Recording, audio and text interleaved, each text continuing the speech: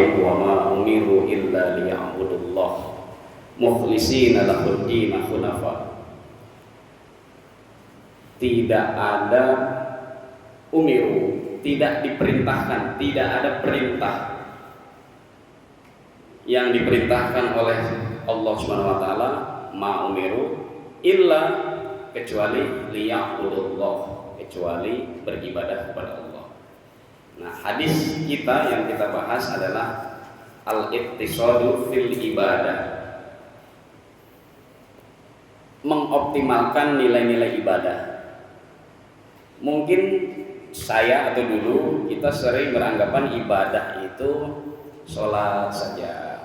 Mungkin kita sering dulu beranggapan ibadah itu ya di masjid musola saja. Kemudian ibadah-ibadah mahdhah yang lain. Tapi ternyata setelah kita ngaji Riyadhus Shalihin bahwa ibadah itu banyak ternyata bahkan. Yang pertama di awal-awal bab ini tentang bagaimana iman itu ada 70 tingkatan. Tingkatan paling tinggi afdalul iman annahu la ilaha illallah. Keutamaan iman kita yaitu menjaga bahwa la ilaha illallah, keimanan kita itu tetap terjaga, itu paling tinggi. Wa khafifu, dan yang paling ringan adalah imatatul adza anit thariq.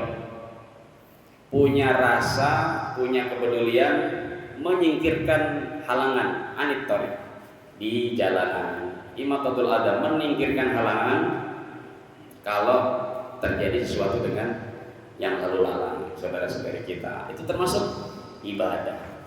Bahkan oleh adik-adik kita, anak-anak kita, termasuk tingkatan iman yaitu tabasyum. Tabasyum itu senyum. Tabassumuka fi wajhi akhika shadaqah. Shadaqah itu juga bagian dari ibadah. Makanya setelah kita ngaji Riyadhus Shalihin, kebun-kebun jalan menuju orang soleh, jalan menjadi soleh, Riyadhus Shalihin, ternyata hal sepele, katakanlah menyingkirkan halangan, juga termasuk dinilai ibadah. Wa ma umiru illa liya'budullah. Kemudian kita juga belajar tentang kepemilikan, tentang asyajarah, pohon. Barang siapa yang memotong cabang pohon yang menghalangi thariq, menghalangi jalan, itu juga termasuk as-shadaqah, termasuk juga sedekah. Sedekah adalah bagian dari ibadah. Kemudian juga kita pernah juga membahas hadis di Riyadhus Shalihin tentang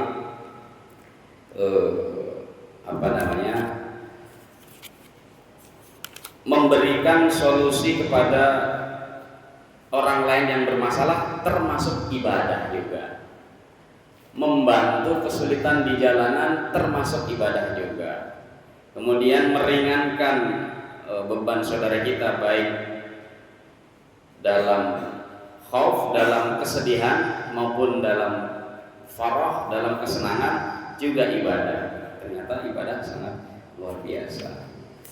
Nah, kemudian lagi di hadis sebelumnya kita juga diberitahu oleh Imam An-Nawawi tentang hadis Rasulullah bahwa dalam hal bersaum, khususnya saum sunnah, juga kita diajarkan, oh ternyata kalau saum sunnah itu kalau tidak menyepelekan kewajiban yang lain, maka itu boleh. Tapi kalau dia menyepelekan yang lain, saum sunnah ini berarti tidak boleh. Katakanlah alasan kita saum Senin Kemis, atau saum Daud, atau saum 13, 14, 15, terus menjadi alasan kita untuk tidak bekerja, ternyata tidak boleh. Terus menjadi halangan kita untuk tidak produktif, memenuhi hak-hak keluarga, juga ternyata tidak boleh.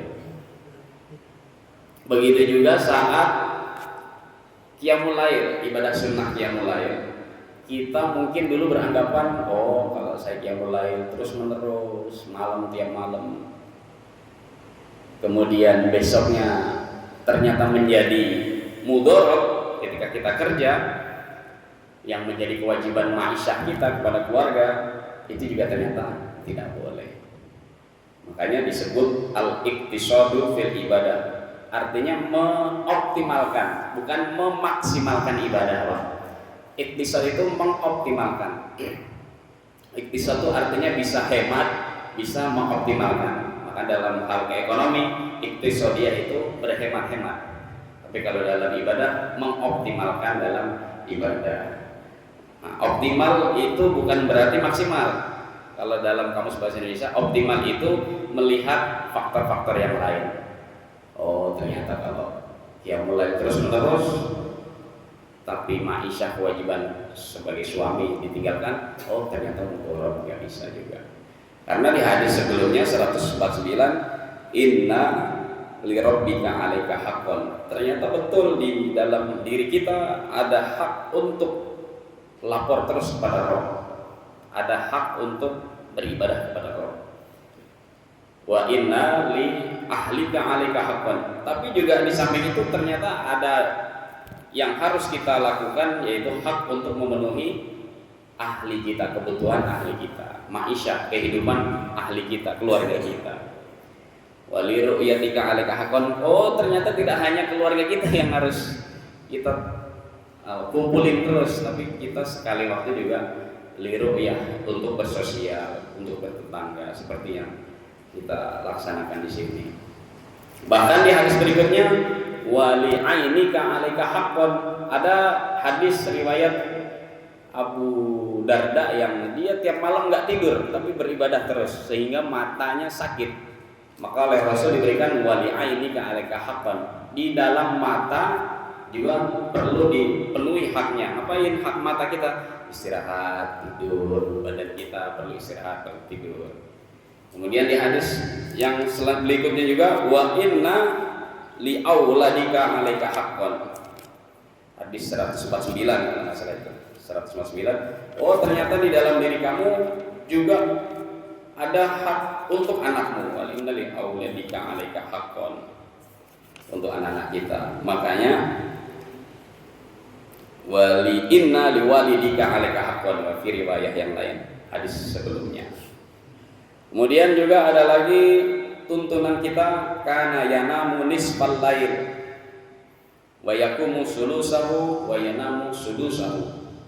Kana yanamu nisfal lail, hendaknya kita beristirahat tidur nisfal lail, setengah daripada malam. Jadi kalau jam 6 sampai jam 6 12 jam, tidurnya 6 jam. Tidurnya 6 jam. Kalau saya lebih hanya bisa 8 jam ya. Apalagi kalau habis begadang bisa. Nah, itu menyalahi aturan gitu. Itu kitabnya ngantem kita itu, Pak. Ngantem saya itu sebenarnya. Kemudian wa yaqumu sulusahu, dan berqiyamul lail, salat lail sepertiganya. Akhir dari sepertiga. Jadi kalau 12 jam sepertiganya ya 4 jam 10 jam 6 5 4 3 2, dari jam 2 sampai jam menjelang subuh itu ya, sepertiga malam terakhir. Wa yanamu sudusahu, tidur 6 jam. Wa kana yasumu yauman wa yuftiru yauman. Hendaknya kalau yang paling rajin melaksanakan saum sunnah, paling rajin, kalau terbiasa rajin, 1 hari puasa, 1 hari berbuka. Puasa Daud. Kalau nggak bisa juga, ya Senin Kemis puasa sunnah. 1 hari puasa, 2 hari berbuka. Senin puasa, Rabu Selasa Rabu berbuka, Kamis puasa. Kalau nggak terbiasa lagi, ya 13, 14, 15. Oh, kayak saya nggak terbiasa, minimal ada puasa sunnah Arafah, ada puasa sunnah Rajab, ada puasa sunnah Muharram nanti. Nah, itu minimal momen begitu kita ikut lah, minimal coba sehari, minimal itu. Kemudian juga sama di dalam beribadah, apakah itu sholat maupun saum, dalam nikah pun juga kita diajarkan hadis sebelum kita. Angkahani Abi Imrah dzata hasabin. Ketika seorang ayah menikahkan anaknya Imra'ah dzata hasabin, maka seorang ayah harus menyerahkan semuanya kepada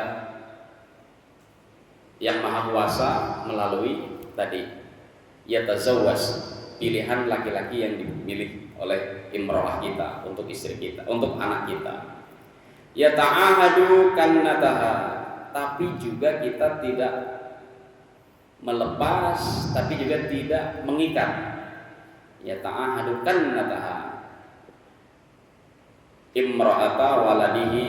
Nah, atau kita ternyata kalau misalkan diajarkan oleh kitab ini, kalau misalkan dua suami istri bermasalah, pada dikali Nabi Shallallahu Alaihi Wasallam falaikilu ba'da faqal, maka ada orang yang disebut dengan hakim. Hakim itu orang sesepuh, orang yang dituakan, orang yang mungkin mengerti dalam hal berkeluarga, boleh ikut masuk ke dalam, boleh ikut masuk ke dalam.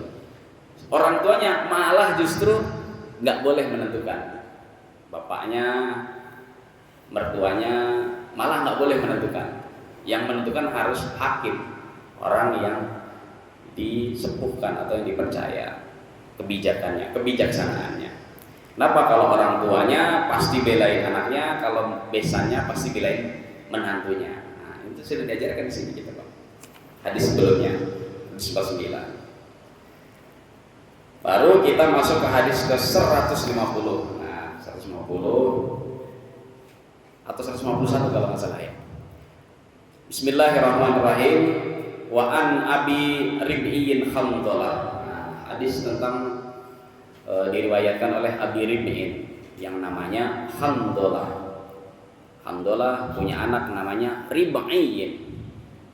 Abi Rib'in, bapaknya Rib'in namanya Khandalah bin Rabi'il Usayyidin, bapaknya Khandalah lagi namanya Rabi'il Usayyidin. Al-Katib, salah satu penulis. Al-Katibi ahad kutab, salah satu penulis dari kutab, dari wahyu Rasulullah SAW, dari kitab Rasulullah SAW, yaitu Al-Quran. Jadi dulu memang sebelum ada paper, sebelum ada kertas itu Pak ditulis. Ketika Nabi dapat wahyu, disampaikan di mihrabnya, di taklimnya, ditulis sama Khandalah. Nulisnya nggak di kertas, mungkin di pelepah kurma, mungkin di kulit-kulit sapi, onta dan sebagainya. Nulisin situ. Qala laqiyani Abu Bakrin radhiyallahu an. Saya menemui Abu Bakar, khalifah pertama atau sahabat paling akrab Rasulullah SAW. Faqala kaifa anta ya Khandalah. Kemudian Abu Bakar nanya kepada Khandalah, kenapa kamu Khandalah kok terlihat pengen bertanya?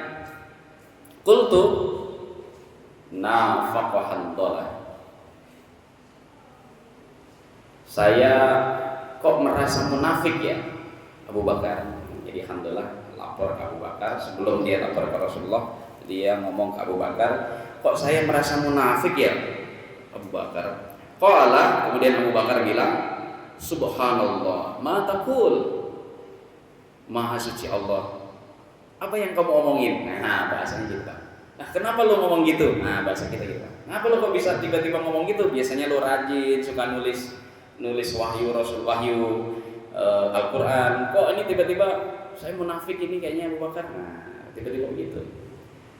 Qultu, kemudian Alhamdulillah bilang, takunu inda Rasulillah.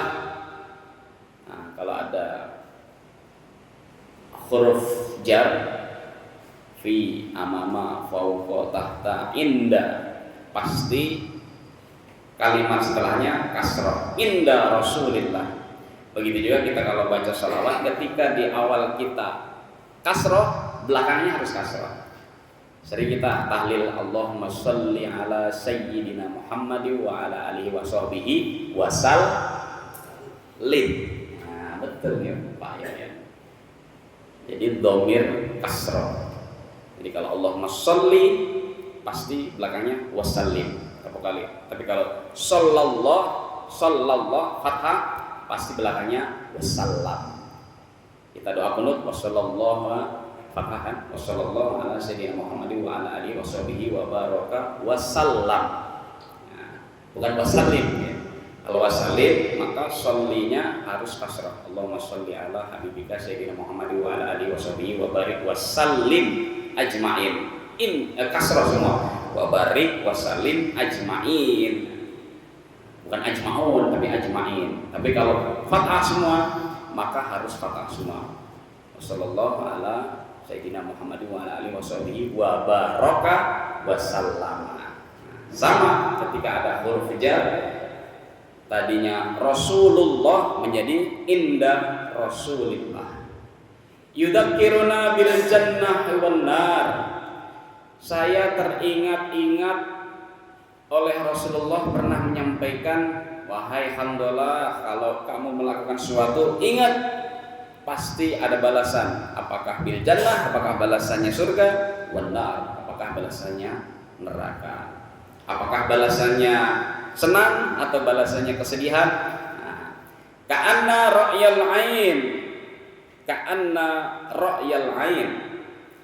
Ketika kumpul dengan Rasulullah, saya pengennya ibadah terus, pengen ingat jannah terus, pengen menghindari neraka terus. Ka'anna ra'yal ain, selalu terbayang. Ka'anna ra'yal ain. Fa idza kharajna, tapi wahai Abu Bakar, ketika saya udah keluar dari kajian Rasulullah, udah keluar dari ngaji ya kayak kita sama ini alhamdulillah. Udah keluar ngaji min indi Rasulillah, dari ngajinya Rasulullah sallallahu alaihi wasallam, dari sampingnya Rasulullah, afasnal azwaj. Ya saya pengennya senang-senang sama istri. Wal aulad, ya pengen senang-senang sama anak. Wad dhai'at, ya pengennya sibuk-sibuk senang-senang, sibuk-sibuk keduniaan, ya katakanlah gitulah. Nasina katsiran. Saya lupa semuanya yang disampaikan Rasulullah tadi. Sama, saya juga sama. Kalau lagi ngaji, oh ingat berbuat baik segala macam ibadah. Tapi pas sudah di rumah hari Jumat misalkan atau hari Sabtu, ya pengennya seneng-seneng aja. Nah, ke masjid kayaknya malas banget ini, misalkan begitu. Nah ini sama alhamdulillah merasa munafik karena begitu. Lupa semuanya. Wa qala Abu Bakrin radhiyallahu an, kemudian Abu Bakar radhiyallahu an memberikan statementnya setelah alhamdulillah bilang begitu. Kok saya setiap kumpul dengan katakanlah di sini dengan Pak Maruf dengan Yai Hasimin, ketaatan saya naik. Tapi kalau sudah keluar dari situ malas sekali misalkan gitu. Taatnya tuh malas, ibadahnya malas. Saya munafik ini Abu Bakar. Nah, katakanlah gitu. Faqala Abu Bakrin, kemudian Abu Bakar juga bilang fa wallah, demi Allah, inna lanalqa mithla hadza. Nah, katakanlah gitu. Demi Allah kan saya juga kalau misalkan udah jauh nggak ketemu Rasulullah, lanalqa, nggak ketemu Rasulullah mislah ada, yuk sama kayak kamu, sama kayak Handalah, lupa semuanya. Fantalaqtu wa ana Abu Bakrin, makanya sering-sering nemuin ana Abu Bakrin hatta dakhalna ala Rasulillah sallallahu alaihi wasallam. Saya kalau sudah begitu, sudah lupa-lupa gitu, sering-sering nemuin masuk Rasulullah, ke kumpulannya Rasulullah. Nah, katakanlah gitu. Ya majelis, kalau sekarang ya majelis ilmu, majelis zikir. Makanya kalau hari Kamis kita melenceng dikit, malam Jumatnya langsung ikut ke jamaahnya Pak Maruf lah.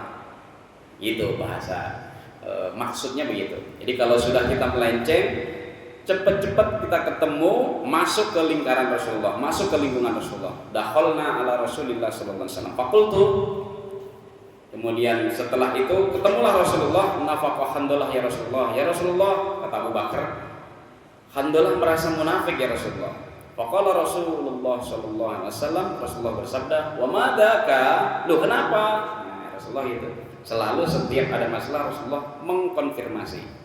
Qultu ya Rasulullah nakunu indaka tudzakkiruna. ketika saya kumpul denganmu, ketika kumpul di majelis taklim, di majelis zikir, di tempat ibadah, tudzakiruna bin nari wal jannah, mengingatkanku untuk menghindari neraka wal jannah, dan sebagai ketaatanku menggapai jannah, supaya bisa menggapai jannah. Karena ra'yal ain, selalu teringat terbayang kalau lagi kumpul denganmu. Fa idza kharajna min indika, tapi kalau sudah keluar, sudah di rumah atau sudah di luar, afasnal azwaj wal aulad wal dhai'at, ya saya pengennya tuh senang-senang sama istri, sama anak, dan mencari kesibukan keduniaan. Nasina katsiran, lupa sama yang diingatkan Rasulullah. Faqala Rasulullah, kemudian Rasulullah menyampaikan, alhamdulillah merasa munafik. Kemudian Abu Bakar juga nggak tahu jawabannya. Oh, saya juga begitu ya. Alhamdulillah. Ya udah, coba kita ke Rasulullah. Apa kata Rasulullah untuk menenangkan dua sahabatnya yang taat ini? Ini kan Abu Bakar sama alhamdulillah taat ya Pak. Kalau kita kan jauh dari ketaatan. Tapi Rasulullah sangat sayang. Tidak langsung, udah tenang, kamu kan sahabat yang paling taat, udah tenang, enggak gitu. Tapi Rasulullah bilang, walladzi nafsi biyadihi, wahai Hanzalah, wahai Abu Bakar, demi Allah yang tanganku, yang jiwaku ini berada di genggamannya. Walladzi nafsi biyadihi, lau tadumuna ala ma takunun, kalaulah kamu terus beribadah seperti yang kamu inginkan tadi, kemudian kamu merasa munafik, kamu terus berpuasa setiap hari, katakanlah qiyamul lail setiap hari, kemudian kamu ibadah maghrib setiap saat, indi wa fi dzikri lasafahatkumul malaikah, maka malaikat akan berebut sungkem ke kamu. Kenapa? Mencari syafaat, mencari tolong, minta tolong, katakanlah itu. Ala furusikum, baik di waktu malam berbaring tidur, wa fi turuqikum, atau di waktu kamu sedang berjalan. Jadi kalau kamu waktu istirahat, malaikat pengen ketemu terus, pengen sungkem, pengen salaman. Karena apa? Saking taatnya nih orang. Kok merasa munafik? Wa fi turuqikum, saat di jalan pun, saat beraktivitas pengen sungkem. Walakin ya alhamdulillah, akan tetapi tidak begitu ya alhamdulillah. Sa'ah wa sa'ah, salah sama roh. Nabi mengucapkan sa'ah wa sa'ah, sa'ah wa sa'ah, sa'ah wa sa'ah. 3 kali yang mengucapkan ada masanya ya Hanzalah, ada waktunya ya Hanzalah, ada ketentuannya ya Hanzalah, itu maksudnya gitu. Jadi saat taat, saat bekerja nafkah keluarga, bekerja keras, saat bersama teman ya, bercengkrama dengan teman, saat bersama istri ya, bercengkrama dengan istri, saat bersama anak ya, bercengkrama dengan anak. Nah, maksudnya begitu Rasulullah. Qauluhu ribiyun bikasri ra. Jadi cara membaca ribiyun itu ra-nya kasrah, bukan robiyun tapi ribiyun. Wal usayyir bil dhammim wal hamzah. Ini kaidah nahwunya, kaidah tasrifnya. Nah, jadi hadis yang ini menjelaskan bahwa ada hadis tentang, katakanlah, barang siapa yang sholat qiyamul lail, kemudian dia sholat subuh berjamaah, kemudian dia berhenti duduk sejenak menunggu, berzikir, menunggu isyraq, menunggu matahari terbit, kemudian dia sholat 2 rakaat sholat isyraq, maka dikatakan mendapatkan pahala sebagaimana pahala umroh dan haji. Tapi kalau kita lakukan kemudian mudharatnya meninggalkan ma'isyah, kewajiban bekerja, maka hukumnya ma'isyah. Saya nggak mampu mas sholat tahajud yang mulai subuh, kemudian menunggu waktu isyraq, kemudian sholat isyraq 2 rakaat, bahkan sholat duha 2 rakaat, kayaknya nggak mampu. Saya lebih baik ma'isyah, maka lebih wajib ma'isyah. Mencari kerja maksudnya, jangan sampai, kecuali kalau misalkan hari Ahad, misalkan nggak ada pekerjaan hari Ahad, oh ya sholat tahajud, ya sholat subuh, kemudian isyraq, kemudian duha, terus iktikaf terus boleh. Tapi harus izin yang di rumah. Nanti malam minggu sampai jam 8 pagi hari Ahad saya iktikaf, nah itu boleh. Tapi kalau misalkan di rumah, taruh ini ya, ini beli beras gini macam, ya silahkan bapak mengambil. Hikmahnya bagaimana? Kalau saya nanti kata Pak Mar, mas alasan beli lauk doang. Tapi kembali ke bapak-bapak sekalian. Tadi artinya kita paham sunnah wajib mana yang harus kita dahulukan. Hari kerja Senin sampai Jumat, mas saya kayaknya kerjaan lagi lemah, rezeki lagi lesu, saya mau sholat dari malam sampai sholat duha, nggak mau kerja lagi. Kembali lagi ke imanan kita. Setelah kita ngaji, bagaimana sikapnya kan gitu tadi. Kembali ke situ. Bahkan ketika Rasulullah SAW ditanya sama A'rabi, ayyul Islamu afdol, sering saya sampaikan ini di kitab Nasha'ihul Ibad. Nasha'ihul Ibad itu kitab paling ringan.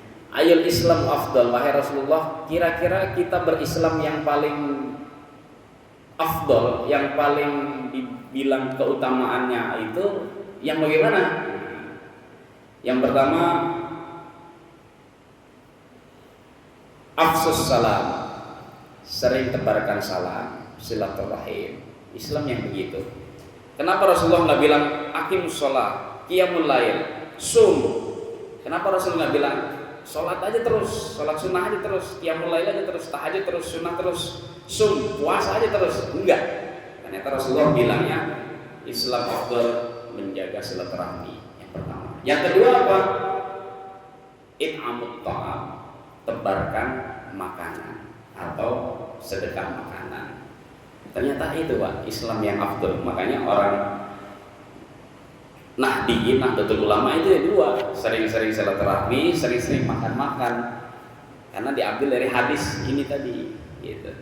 Tapi secara kaidah betul. Kenapa Rasulullah nggak bilang ayo Islam afdal? Shallu, qiyamul lail, wa tahajjat bi. Summu. Enggak, ternyata nggak bilang itu. Karena Rasulullah sudah menyampaikan di dalam Riyadhus Shalihin melalui Imam Nawawi tadi, banyak sekali kita pelajaran yang tadi kita sampaikan di awal. Gitu Pak.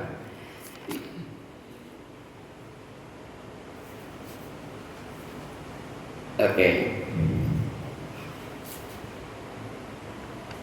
Hadis terakhir di bab ini ada lagi. Hadis ke-151, 2. Di sini hadis ke-11. Wa an Ibnu Abbas, dari Ibnu Abbas radhiyallahu anhuma, dari Ibnu Abbas, namanya anaknya ini Abdullah bin Ibnu Abbas, yang punya onta 100 dikasih Rasulullah semua. Ibnu Abbas, bainan Nabi sallallahu alaihi wasallam yakhtubu, ketika di antara Nabi sallallahu alaihi wasallam sedang berkhutbah, idza huwa birajulin, ada satu orang laki-laki. Jadi jamaahnya ketika Rasulullah khutbah, jamaahnya itu qaimin, berdiri. Fasa'ala anhu faqalu, kemudian Rasulullah sallallahu alaihi wasallam ini bertanya, siapa itu dia? Kemudian dijawablah Abu Israil. Oh, itu bapaknya Israil. Orang Yahudi ini Pak. Orang Yahudi yang masuk Islam. Kok namanya Israil Mas? Ya memang Isra itu dimana Abdul. Jadi orang Yahudi, bahasa Yahudi, kalau Abdullah itu kita kan hamba Allah. Tapi kalau orang Yahudi Israil, Isra itu hamba, Il itu Tuhan. Maka sama artinya juga Abdullah juga nih, Abu Israil, bapaknya Abdullah, katakanlah begitu. Kalau itu Israil, maka Israil itu artinya hamba, Il itu Allah, Tuhan. Maka anaknya Nabi Yakub, Abu Israil. Yakub itu, Nabi Yakub itu adalah bapaknya para orang Yahudi, Nabi Yakub, termasuk anaknya 11 kan. Ada namanya Israel, ada namanya Ruben, itu anaknya Nabi itu kan, Ruben itu. Ruben, kemudian ada lagi Yusuf, anak Nabi Yakub, Yusuf, dan 10 yang lainnya dari 3 istri. Dari 3 istri. Nabi Yakub istrinya 3 Pak. Jadi kenapa punya anak 11? Makanya ada 11 bintang matahari, yaitu dari Nabi Yakub, anak-anaknya Nabi Yakub. Dari situ keturunan Nabi Yakub ada keturunan di situ nanti Nabi Isa, kemudian Nabi Ilyas, Nabi Musa, sampai kepada kita Nabi kita Muhammad SAW. Nabi Yakub. Makanya kalau pemahaman saya, kok ada nama anak Ruben, jangan dibilang orang Nasrani dulu, karena ternyata dalam sejarah Ruben itu nama anaknya Nabi, bapaknya namanya Nabi Yakub alaihissalam. Nah, Ruben masuk Islam ya. Nah, itu tidak kebetulan gitu ya.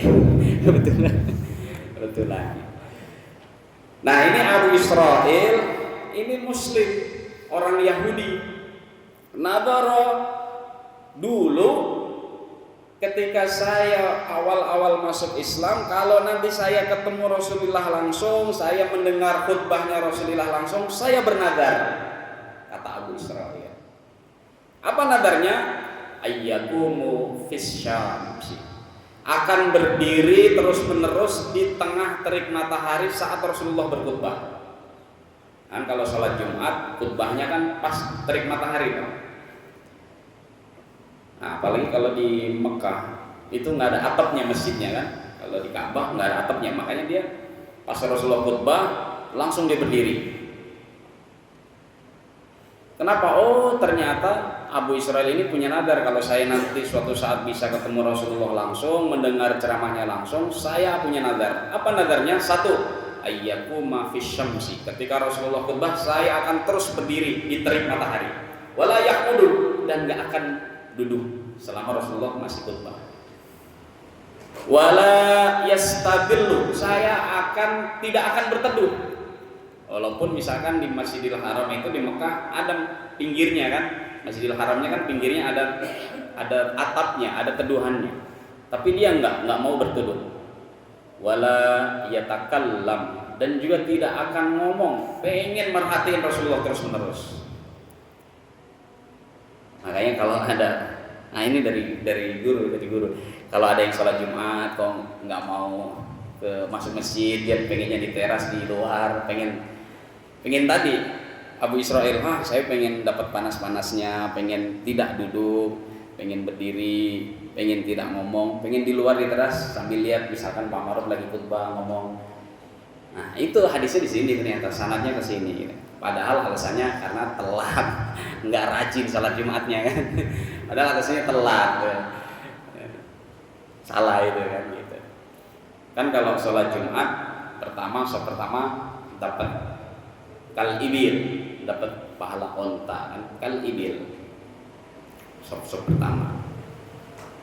Ini enggak alasannya, oh saya ngikutin Abu Israel Pak. Kenapa? Ya pengen berdiri di luar di terik matahari, nggak duduk, nggak ngomong, nggak berteduh, pengen di luar. Padahal alasannya di dalam udah penuh, dia telat dia. Telat dia. Kemudian faqala Nabi SAW melihat seperti itu, maka Nabi murruhu, perintahkan. Falyatakallam, oke, nggak bicara, bagus. Falyastadillu, tapi berteduhlah. Falyastadillu, berteduhlah. Wal yaq'adu, duduk aja, duduk.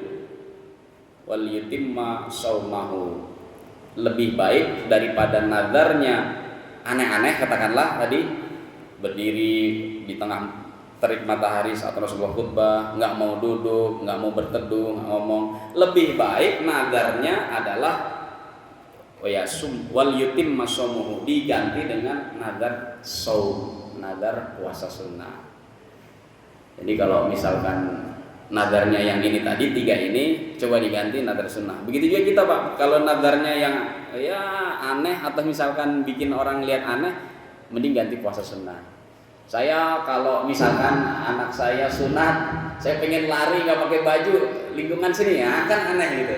Mending diganti nazarnya dengan saya akan puasa sunnah Senin Kemis, katakan begitu. Tapi kalau nazarnya saya akan menyembelih kambing kemudian saya sedekahkan ke tetangga-tetangga, itu bagus, nggak masalah. Tapi kalau nazarnya aneh-aneh, itu almarhum siapa itu dulu? Ki Entus gitu ya Pak almarhum. Kalau dolar sekian saya akan lari bundaran HI telanjang. Dilakuin tapi Pak itu Pak. Almarhum Ki Entus Susmono Tegar. Dilakuin dia. Dilakuin. Nah, oleh Rasulullah disampaikan wal yutim masawmau. Lebih baik kalau nazar-nazar yang agak-agak aneh, lebih baik nazarnya diganti dengan puasa sunnah, dengan nazar puasa. Nggak mampu bersedekah, nggak mau. Makanya tadi waktu itu dulu pernah Pak, ada kan? Kalau misalkan kamu melakukan kesalahan kemudian nazar, kok nggak bisa nazar? Beri 40 anak yatim makan. Wah saya nggak bisa Pak. Ya udah beri 1 pakaian anak. Berikan pakaian anak yatim, anak duafa 1 pakaian. Jadi kalau di lingkungan kita ada 10 anak yatim duafa, belikan. Kalau nazarnya tadi nggak bisa lihat. Kok nggak bisa lagi? Ya udah puasa aja lah, puasa sunnah. Nah, terakhir puasa sunnah ini. Fal yutimma shaumahu. Jadi ketika nazar kita nggak tersampaikan, walaupun itu wajib, katakanlah saya kalau anak saya lulus, saya akan berkurban di hari raya kurban. Kok di hari raya kurbannya dia nggak mampu bernazar, maka diganti dengan shaum sunnah. Shaum sunnah. Entah Senin Kemis, entah sehari puasa Syahriga, entah puasa Daud tadi, atau puasa tengah hari Ayyamul Bid 13, 14, 15 gitu. Tapi kembali lagi kaidah wajib dan sunnah. Lagi-lagi hadis ini mengajarkan kaidah wajib dan sunnah. Wajibnya apa? Ketika nazarnya dalam kebaikan, entah misalkan sedekah atau menyembelih kurban kambing di bagian ke tetangga, wajib. Maka itu lebih utama dikerjakan. Kok nggak mampu sama sekali, baru sunnahnya. Puasa sunnah tadi. Pahalanya gimana Mas? Pahalanya tergantung yang puasa ya ngatur. Oh, kamu tadi nazarnya mau nyembelih kambing mau dibagi tetangga, kok nggak mampu? Kemudian kamu puasa sunnah, makanya kita kalau nazar ingat-ingat juga ya mampu apa enggak gitu. Kalau nggak mampu ya harus diganti dengan puasa sunnah, harus.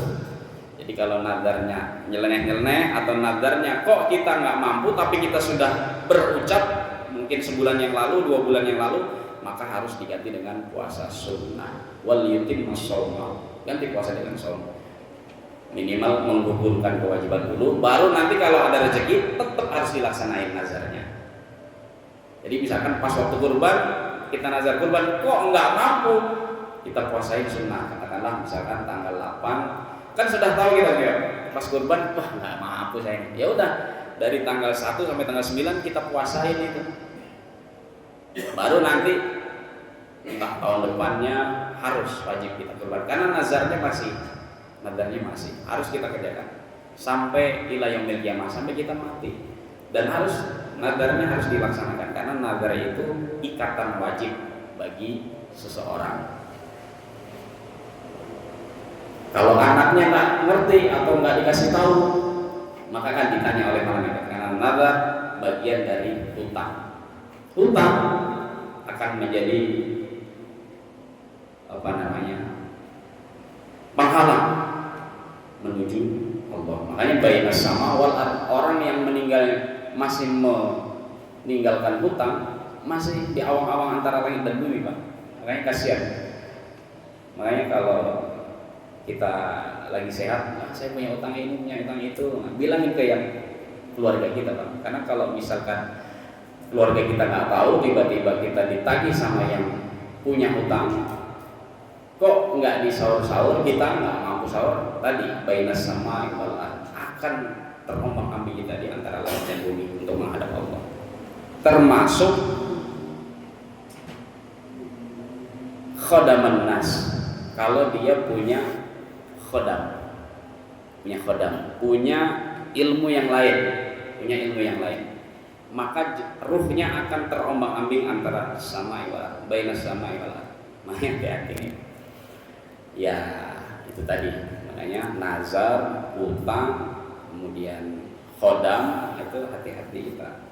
Nah kalau khodamnya timbang bisa baca Fatihah hadis nggak apa-apa, itu bukan khodam, itu amalan. Mungkin itu, alhamdulillah hadis kita 151 atau 152, alhamdulillah banyak berapa itu? Hadis 150 banyak banget. Ya, yang ingat paling 5 biji udah alhamdulillah ya kalau ingat 5 biji dari 100 sekian. Mudah-mudahan bermanfaat. Yang salah, yang benar, yang salah, yang khilaf datangnya dari saya pribadi, yang benar insyaallah dari Allah dan Rasulullah. Kita tutup dengan istighfar 3 kali dan doa kafaratul majelis.